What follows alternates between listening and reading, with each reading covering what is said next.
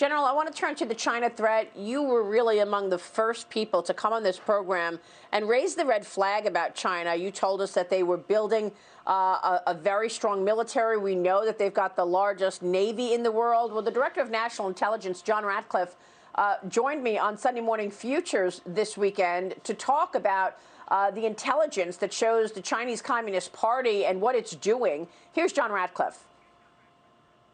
It's called gene editing. It's altering DNA, and it's one of the things that our intelligence shows that China is doing. They've got the PRC, the People's Republic of China, has 2 million strong in its military, and it's trying to make them stronger through gene editing. That's just one of the ways that, China is trying to essentially dominate the planet and set the rules in the world order. And why it's so important and people need to understand is this is an authoritarian regime. It doesn't care about people's individual rights. We've seen what they've done to the Uyghurs. We've seen what they've done in Hong Kong. It's about putting the state first, and that is the exact opposite of what has always made America great. What's your reaction? We've talked about what they're doing in their use of artificial intelligence in the military, but to actually do this gene editing and have this program to test members of the PLO, 2 million communists, to try to make them better and more equipped to handle extreme weather, more equipped to handle chemical attacks. Pretty extraordinary, the lengths that they're going, General. Yeah, it's not surprising. You know, as Director Ratcliffe said, this is an authoritarian, it's a repressive regime that, as a premium, is constantly in control of its people.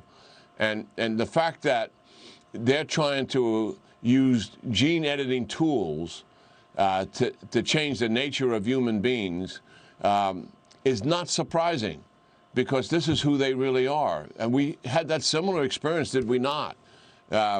With Nazism and that authoritarian regime trying to conduct human experiments to do the very same thing. It's really to advance the Chinese Communist Party, and the state is what this is all about. And the fact that they would take human beings and put them through this is quite something else, and the ethical questions that surround that are certainly serious. It's one thing to use techniques like that to control disease. It's another thing when you're altering human beings. That is clearly something that the United States and like-minded countries, democracies, would never take on. I mean, is China readying to go to war with the United States? And meanwhile, you've got the financial services companies all in on China. Goldman Sachs going to acquire 100% of its securities firm there. What China wants to do, Maria, is dominate and control the Asia-Pacific region, which they have made some real progress at the expense of the United States. They are the most rapid-growing military in the world. They have a very strong economy. They're in a technology race to control the advanced technologies of the world. They want to dominate and control the world and change the international order, but they want to do it without having to fight a war. And they want to avoid that war, but they will use their military to bully, to intimidate, and if necessary, go to conflict if necessary. But they are, given the success they have had and the progress they've made avoiding conflict, that's really where they are. All right, General, we're going to leave it there, but I did want to ask you real quick, do you think that the U.S. should get back into the Iran nuclear deal? That's what Jake Sullivan said Joe Biden would do.